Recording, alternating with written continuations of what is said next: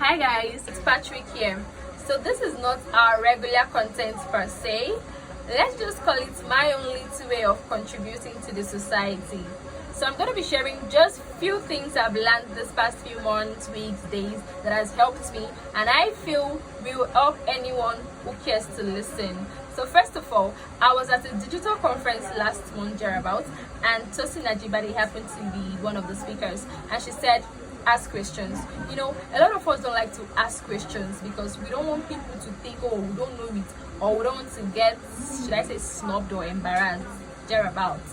But you know, isolating yourself and not wanting to ask questions will actually make you lose a lot. It does more harm than good.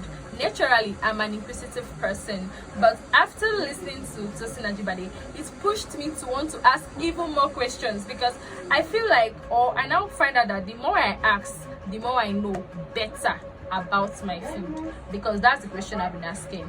So it has helped me, and I feel will help you if you start asking questions today. Secondly, it will be about boundaries. You know, so many of us, we don't know how to set boundaries, or maybe we set boundaries but we don't stand on them, and so many of us are afraid of setting boundaries because of our what ifs, and we don't want to keep people out of our lives. But boundaries done correctly is an attempt to keep people in your life, and boundaries are not walls, they are just gates and doors that allows us to move freely, but this time with protection. Thirdly, Adini Ade said, never belittle yourself to fit into someone else's lifestyle.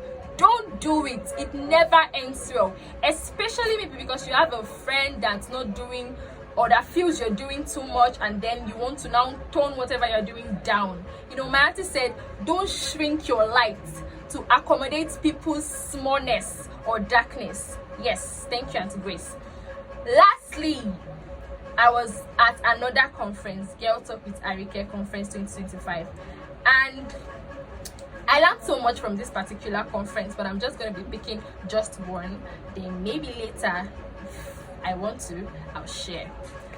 Arike said, there is so much to be grateful for. And honestly, there is actually so much to be grateful for. Maybe we don't see it, or maybe you don't see it yet, but there's actually so much to be grateful for. And she gave us this gratitude journal, which we are to write 3 things down daily, that we are grateful for. And from the first day, second day, third day that I received this journal, I've been journaling 3 things I'm grateful for. But from the 4th day, I noticed that I now have more than 3 things to write. Not that it was that day that I started having more than 3 things. I've been having it since, but because I'm not keeping tracks, I'm not keeping records. But from that 4th day, I now have more than 3 things to write. And that's how I now believe that there is actually so much to be grateful for. You don't just see it yet, I don't just see it yet, but there is so much more to be grateful for. And gratitude is a lifestyle that so many of us have to cultivate. Yep, you might not be where you want to be, but looking back at, let's say